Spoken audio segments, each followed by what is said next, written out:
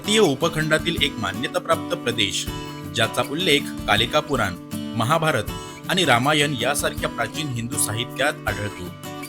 ज्याला उगवत्या सूर्याची भूमी मानले जाते असा आहे हा अरुणाचल प्रदेश. भौगोलिकदृष्ट्या आणि सांस्कृतिकदृष्ट्या अतिशय महत्त्वाच्या असलेल्या प्रदेशाला आज आपण भेट देणार आहोत. त्याची सुरुवात आपण केली आहे गुवाहाटी एअरपोर्ट पासून, जे आहे आसाम राज्यात.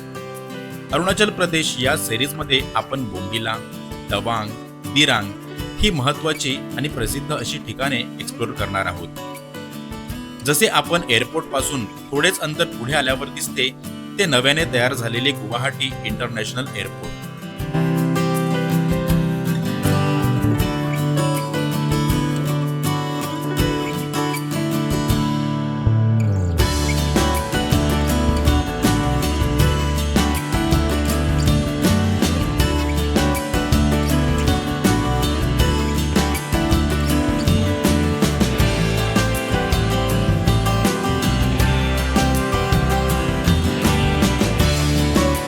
गुवाहाटीतील हा ब्रिज ब्रह्मपुत्रा नदीवर बांधण्यात आला असून या ब्रह्मपुत्रा नदीचे पात्र खूपच विस्तीर्ण आहे. आसाम राज्यात जरी ब्रह्मपुत्रा म्हटले जात असले तरी अरुणाचल प्रदेशमध्ये ही नदी दिहांग या नावाने ओळखली जाते.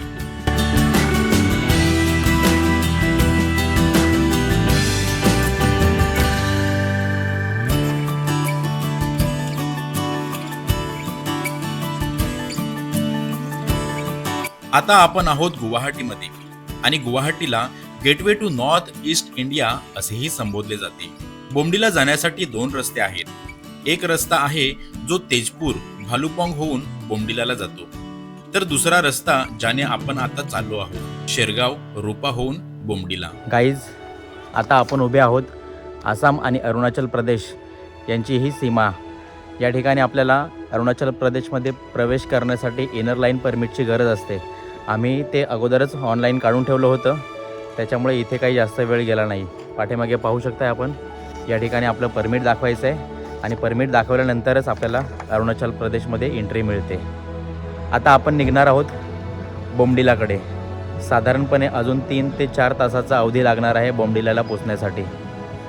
आणि आता हा पूर्ण पहाडी एरिया असणार आहे, त्याच्यामुळे अजून जास्त वेळ लागण्याची शक्यता आहे.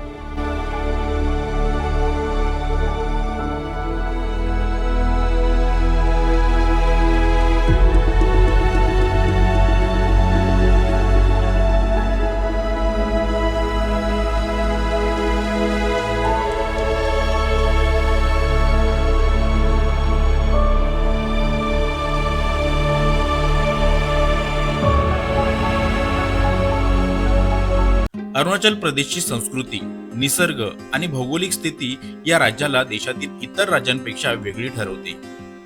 हे राज्य भारताच्या अगदी पूर्वेला येत असल्याने भारतात सर्वप्रथम सूर्य याच राज्यात उगवतो. पाहू शकता इथल्या सुंदर नद्या, रस्ते, वसलेल्या गावांची रचना, हा सगळा परिसर आपले लक्ष केंद्रित करून घेतो.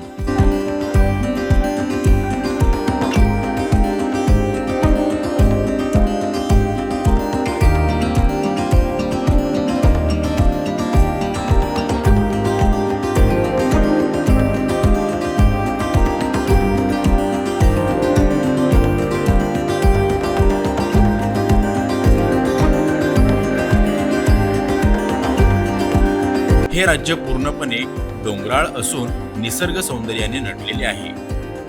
तसे पाहता गुवाहाटी ते बोमडिला हे अंतर फक्त 260 किलोमीटरचे. पूर्ण घाट रस्ता असल्यामुळे 8 ते 9 तास सहज लागतात. या बाजूने रस्त्यावर वाहनांची रहदारी कमीच पाहावयास मिळते, परंतु निसर्ग मात्र मनमोहक आहे.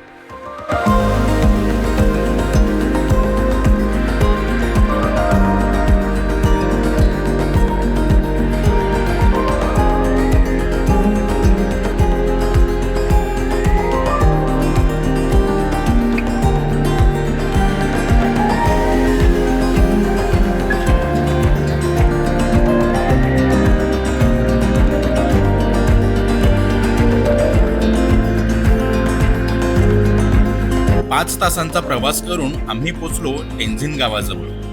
1972 मध्ये अरुणाचल प्रदेशातील पश्चिम कामेंग जिल्ह्यात स्थापन झालेली एक तिबेटी वसाहत आहे, जी 6,500 फूट उंचीवर आहे, जिची लोकसंख्या सुमारे 900च्या आसपास आहे.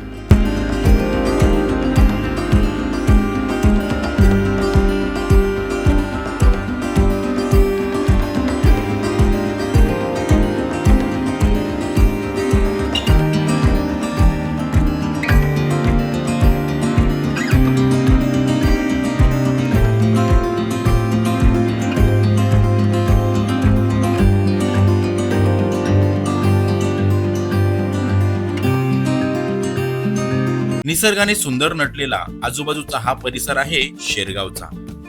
2023 मध्ये या गावाला बेस्ट टुरिझम विलेज म्हणून मान्यता मिळाली. हे गाव हिमालयाच्या कुशीत वसल्यामुळे अजूनच सुंदर वाटते. वातावरण अतिशय थंड व शांत आहे.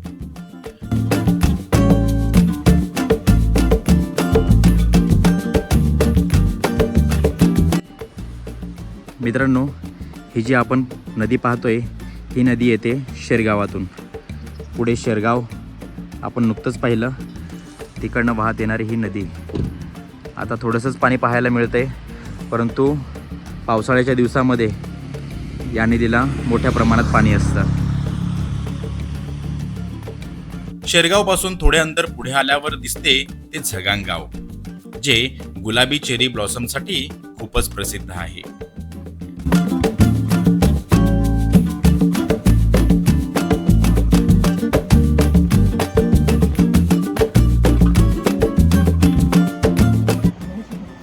शेरगाव एक्सप्लोर करून आल्यानंतर खाली आपल्याला हा एक पॉईंट लागतो, झिझँग म्हणून. आणि त्याच्या पाठीमागे जो निसर्ग पाहताय तो खरंच खूप वेगळा आहे.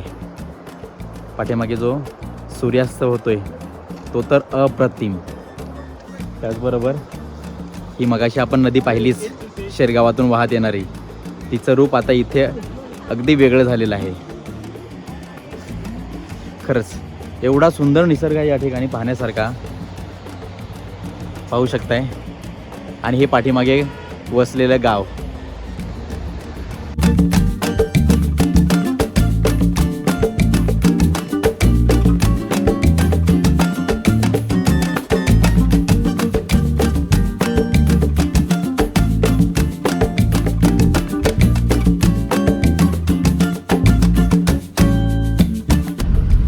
गाईज, आता आपण बोमडिलाला पोचणार आहोत आणि अवघं 4 किलोमीटर राहिलेलं आहे.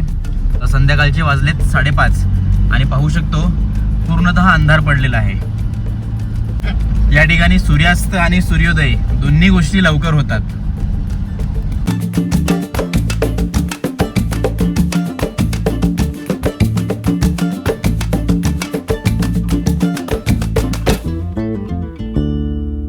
बोमडिलाला आपण ज्या अनु होमस्टेमध्ये थांबलो होतो, त्यांनी हे ग्रीन प्लांटेशन केलेलं आहे बघा त्यांच्या टेरेसवरती. खूप वेगवेगळ्या प्रकारच्या या ठिकाणी फ्लॉवर्स पाहायला मिळत आहेत. ही सगळी वेगवेगळ्या प्रकारचे फ्लॉवर्स त्यांनी या ठिकाणी लावलेले आहेत. आणि इथे बघू शकता हे ऑरेंज, म्हणजे विचार करणार नाही एका कुंडीमध्ये लावलेलं हे ऑरेंजचं छोटंसं प्लांट. आणि इथे बघू शकता हे बघा स्ट्रॉबेरीचे प्लांटेशन. आणि वरती दिसतंय हे ॲपलचं. आणि या ठिकाणी ॲपल लागत आहेत. जरी इथे छोटंसं दिसतंय प्लांट, पण याला ॲपल लागत आहेत बघा. म्हणजे असं जर टेरेस आपण सुशोभित केलं तर खूपच सुंदर, जसं यांनी या ठिकाणी अनु होमस्टेवाल्यांनी केलेलं आहे. आणि इकडे जे समोर दिसतंय ही ब्लूबेरी बघा, छोटी छोटी बेरी लागलेले आहेत या ठिकाणी बघा. छोटंसं फ्लॉवर दिसतंय. हे सगळे ब्लूबेरी. रात्री या ठिकाणी पोचल्यावर थंडी खूपच जास्त प्रमाणात असल्यामुळे शूट करता आले नाही, परंतु आज सकाळी आपण या बोमडिला शहराचे विहंगमय दृश्य पाहू शकतो.